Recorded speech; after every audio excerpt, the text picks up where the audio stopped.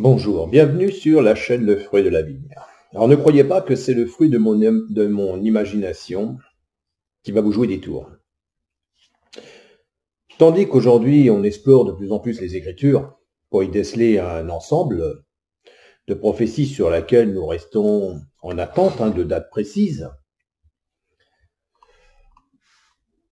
concernant surtout la fin des temps, puisqu'on parle beaucoup de la fin des temps actuellement, malgré de brillantes recherches qui se trouvent aussi dans le Collège central, bien qu'on critique, je m'interroge sur les conséquences de notre monde actuel. Beaucoup d'entre vous parlez du Christ. Beaucoup d'entre vous parlez de la Bible. Vous êtes en attente du retour du Christ. Vous prêchez la bonne nouvelle, les évangiles. Et lorsqu'on écoute même aussi le Collège central, eh bien finalement, il n'y a rien d'autre qu'à faire qu'annoncer l'évangile. Prêchez, prêchez, prêchez.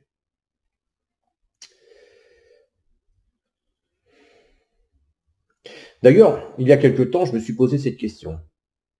Et j'ai posé la question à mon fils, j'avais envie de stopper mes vidéos, j'avais envie de supprimer cette chaîne.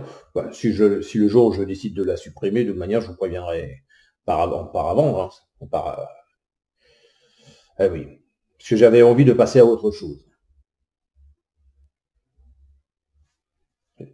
J'ai dit à mon fils que ma vision était de plus en plus pervertie. Et qu'heureusement, j'ai chez moi ce côté silencieux tacticien qui me permet encore d'avancer sur le puzzle de notre avenir. Savoir ce que je pense,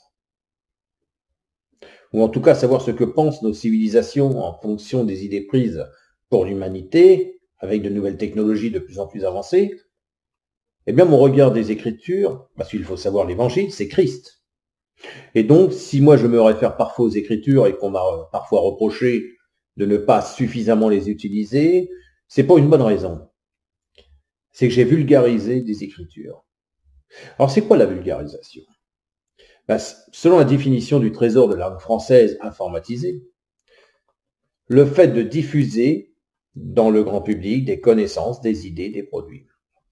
C'est une forme de diffusion pédagogique des connaissances qui cherchent à mettre le savoir et éventuellement ses limites et ses incertitudes à portée d'un public non expert. C'est l'ensemble des actions permettant au public d'accéder à la culture, et en particulier aux cultures scientifiques, techniques, industrielles ou environnementales, c'est-à-dire au savoir, savoir-faire et savoir-être de ces disciplines. Effectivement, je suis en Christ, donc je suis l'évangile par vulgarisation. Il faut cesser toujours de prendre c'est bien de prendre telle ou telle traduction pour essayer d'en comprendre un peu mieux le message, mais à un moment donné, il ne faut plus apporter le message, il faut être ce message. Il faut être ce messager, il faut être l'évangile, il faut être en Christ. Qu'annoncent ces prophéties ? Cette question peut sembler dans l'attente de beaucoup de personnes, qui se poseraient la question, qui sera par exemple le président en 2022 ? Je dirais qu'il y a un avant 2022. Le Collège central nous répète sans cesse que c'est invisiblement que Jésus est avec nous depuis 1914, alors que sa présence est dès le commencement de Genèse.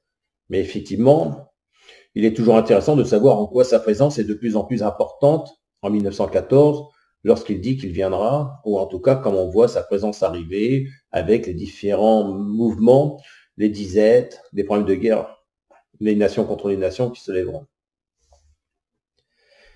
Effectivement, erreur ou non, 1914 est une référence de la Première Guerre mondiale.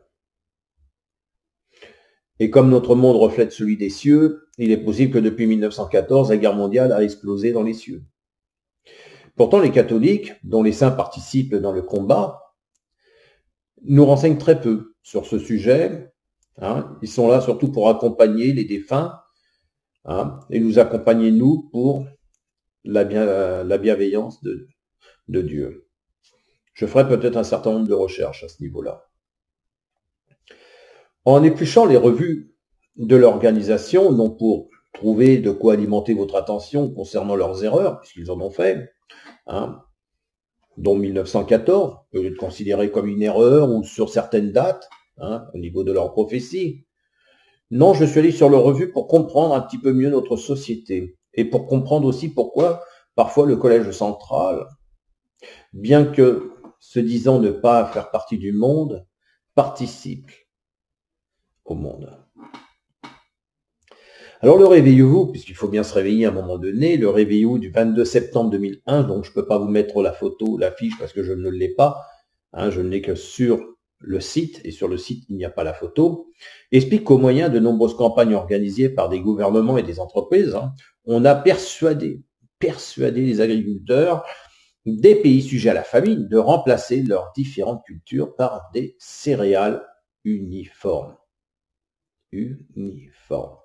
Qui présentent des éléments tous semblables, dont toutes les parties sont ou paraissent identiques, avoir la même pensée, la bien-pensante, que l'on retrouve souvent dans des émissions comme Touche pas à mon poste, avec Cyril Hanouna. D'un côté, c'est peut-être quelqu'un de bien, de l'autre côté, son émission a objet d'être comme c'est mon choix. Donc, à haut rendement, le riz et le blé, en particulier, ces céréales miracles, ont été salués comme la solution à la faim dans le monde. Mais elles coûtaient cher. Le prix des semences était 3 fois supérieur. De plus, les rendements dépendaient en grande partie de produits chimiques, sans parler d'équipements, comme les tracteurs. Néanmoins, grâce aux subventions des États, la révolution verte a décollé. Bien qu'elle ait sauvé des millions de gens de la famine, déclare Paul Rayburn, elle menace à présent les ressources alimentaires du monde. Nous allons regarder la vidéo, je reviens à vous après.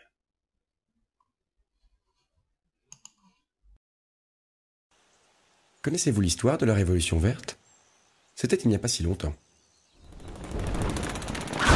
À la fin de la Grande Guerre, les industries chimiques se retrouvèrent avec des stocks énormes de poison sur les bras et plus d'ennemis à combattre. C'est à ce moment-là que l'industrie eut une idée. Combattre la faim dans le monde en vendant son savoir-faire aux agriculteurs. Et bim, c'est là que commence ce que l'on appelle la Révolution verte. On allait enfin pouvoir nourrir le monde grâce à une agriculture industrialisée. Les agriculteurs remplaceraient leurs vieux tracteurs contre des machines puissantes. Ils achèteraient des pesticides, des semences à haute performance, des engrais chimiques et encore plus de pesticides.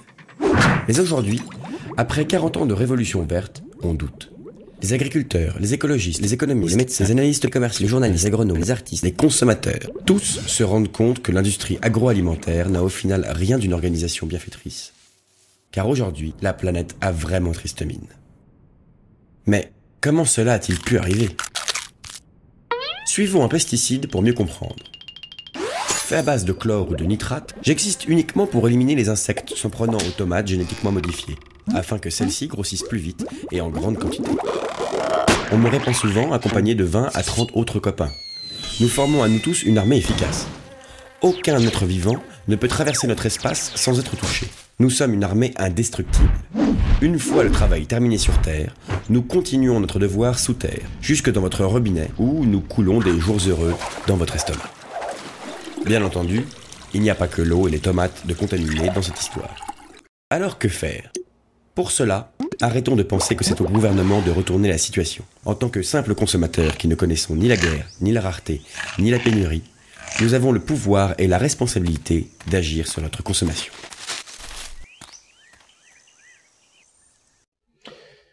Voilà. Alors vous voyez que dans ce que je vous ai dit au départ, on ne parle pas d'émeute ou de révolte, on parle bien d'une révolution, la révolution verte.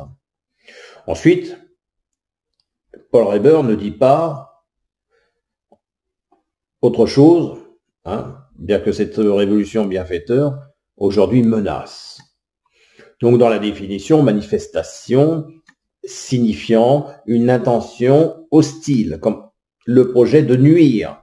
Alors d'un côté, on veut faire des choses avec une bonne intention, mais de bonnes intentions vont nuire à qui? Ces bonnes intentions vont nuire à qui? À votre avis? Qui sont menacés? Que nous dirait Albert Einstein? Si l'abeille venait à disparaître, l'homme n'aurait plus que quelques années à vivre. C'est l'une des versions de la phrase attribuée. Alors, effectivement, on peut essayer d'imaginer la fin des temps dans les prophéties annoncées, ou en tout cas annoncées par Daniel. Mais quels sont les présages? Parce que Jésus, c'est les présages qu'il nous dit, hein, lorsqu'il dit qu'il faut observer par rapport aux dizaines, par rapport à tout ce qu'il se passe. Et alors, ce sont les signes de la fin d'un temps, des temps. Quels sont ces présages, hein? On peut tromper le consommateur, mais on ne peut pas tromper notre corps. Le patriarcat capitaliste nous a laissé croire que la nature est inerte, alors qu'elle est bien vivante. C'est la première erreur à corriger. Il faut déclarer que la nature est inerte pour pouvoir asseoir l'emprise de l'homme sur elle. Et il s'agit toujours de l'emprise de l'homme sur la nature. Ce qui signifie que toutes les autres espèces peuvent être exterminées et que les personnes peuvent être dépossédées. C'est ce que Bacon a appelé la naissance de l'ère masculine. Littéralement, ils ont façonné une manière de penser qui est devenue un mode masculin. Mais ce mode a évidemment dépossédé les hommes de la moitié de leur cerveau, et les femmes de toute pensée.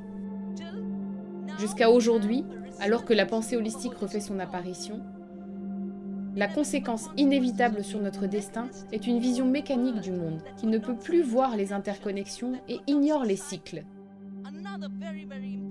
Un autre problème très important de cette pensée mécaniste est son aveuglement face à la diversité.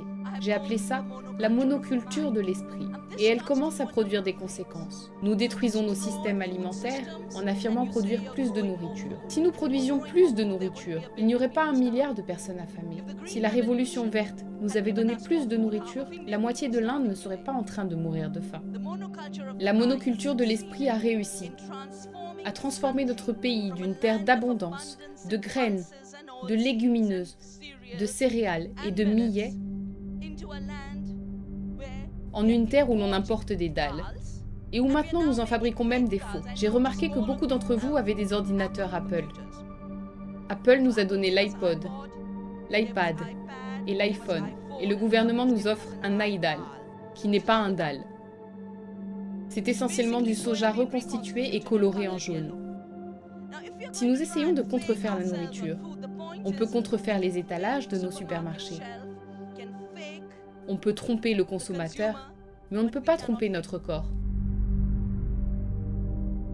Au rythme où nous allons, pour couvrir les besoins en nourriture de la population humaine d'ici 2050, il faudra augmenter de 70% la production agricole mondiale. Et la réponse présentée comme une évidence est la promotion d'un modèle agro-industriel mécanisé, standardisé et centralisé, soutenu par des efforts énergétiques considérables.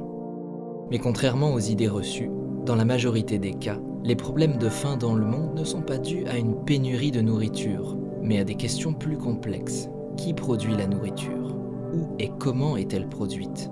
Comment est-elle distribuée? Et qui peut y avoir accès? En fait, le monde d'aujourd'hui produit bien plus de nourriture par habitant que jamais dans toute l'histoire de l'humanité. Toutefois, 50% de cette nourriture est non consommée, perdue ou gaspillée. Donc il semblerait qu'imputer la faim au seul manque de ressources soit au mieux mal documenté, au pire malhonnête. Alors voici le véritable problème. Nous admettons sans discuter que les grandes exploitations agricoles sont plus efficaces que les petites fermes. Cette approche est essentiellement basée sur une unité de mesure spécifique, la productivité par travailleur. Et en effet, dans ce domaine, rien ne peut concurrencer la monoculture. Mais pour une civilisation frappée par le chômage, le manque d'énergie fossile, les conflits internationaux et la désertification des terres, il serait plus pertinent d'évaluer la production agricole en se concentrant sur la productivité par unité de surface, et celle par unité d'énergie consommée. Or, vu sous cet angle, toutes les données démontrent que plus une exploitation est grande, plus elle est inefficace. Qui plus est, ces exploitations intensives lessivent la terre et détruisent la biodiversité des sols. Pour de nombreuses raisons, autres qu'industrielles et financières, les petites fermes et les exploitations de taille moyenne, en plus d'être plus durables, sont beaucoup plus efficientes que l'industrie agroalimentaire en place ne pourra jamais l'être. Nous utilisons 10 unités d'apport pour produire une unité de nourriture. Comment peut-on être si peu efficace? Et nous créons des pénuries. Des pénuries en modifiant les variétés de graines, pour qui une graine en produit 1000 autres. La raison pour laquelle les millets que nous appelons les graines oubliées, Anavdania, et la raison pour laquelle nous l'appelons millet, c'est parce que chaque graine en produit des millions. C'est la caractéristique commune à toute la famille des millets. Mais nous avons de brillants moyens d'empêcher la multiplication des graines. Génie génétique, semences terminator ou brevets qui rendent illégale la culture de leurs propres semences par les agriculteurs. C'est ce qui se cache derrière le suicide des agriculteurs. Le prix élevé des semences, le prix élevé des engrais, les dettes et l'endettement mènent aux vagues de suicides dont nous sommes tous témoins. Alors comment peut-on changer ce système génocidaire et écocide qui détruit à la fois les terres, les ressources en eau, la biodiversité, la vie de nos agriculteurs et la vie de nos enfants? D'abord en reconnaissant une chose simple, que la biodiversité n'est pas un problème. La diversité des espèces, c'est la base sur laquelle repose notre production alimentaire. Si vous tuez les organismes de notre sol, vous n'aurez pas de nourriture. Si vous tuez les abeilles et les pollinisateurs, vous n'aurez plus de nourriture. La beauté de ceci est que chacun d'entre nous peut incarner le changement que nous souhaitons dans la production alimentaire. Aujourd'hui, l'agriculture industrielle nous offre le changement climatique, la pollution des eaux, les eaux usagées, et elle détruit la biodiversité. Nous devrions nous nourrir de plus de 8500 semences. Nous ne consommons plus que 8 denrées. Cela détruit évidemment les agriculteurs et la santé publique. Pourtant, se nourrir peut être un acte d'écologie. Manger est un acte éthique. Manger est un acte politique. Et manger est un acte agricole. Les écarts qui se sont creusés entre ceux qui produisent la nourriture et ceux qui la consomment doivent être absolument comblés. Des miracles commencent à survenir. Des miracles qui apparaissent comme des paradoxes. En consommant plus de biodiversité, on produit plus de nourriture. Mais si vous ne mangez pas de ces millets, qui va les faire pousser? Si vous ne demandez pas un vrai dalle, il ne sera pas cultivé dans ce pays. Et nous l'avons vu à la façon dont le gouvernement agit. Nous ne sommes pas prêts d'avoir des mesures propres et honnêtes. Le changement dépend des actions citoyennes. L'autre chose qui fait que l'agriculture nous lie les uns aux autres est le fait que par l'acte même de manger, nous devenons des alliés, des agriculteurs. La nourriture avant tout, c'est la vie. Et chacun d'entre nous mange 2 voire 3 fois par jour. Les plus gourmands, certainement bien plus. Mais à chaque fois que vous mangez, vous pouvez faire une énorme différence. Vous pouvez apporter votre soutien aux écosystèmes, à la diversité et aux agriculteurs, ou vous pouvez apporter votre soutien à la cupidité et à l'appât du gain, ou à la mauvaise santé qui tue à la fois notre planète et son peuple. Faites votre choix, c'est facile, nous l'avons fait. Il suffit de bien manger et d'adopter une pensée holistique. Merci.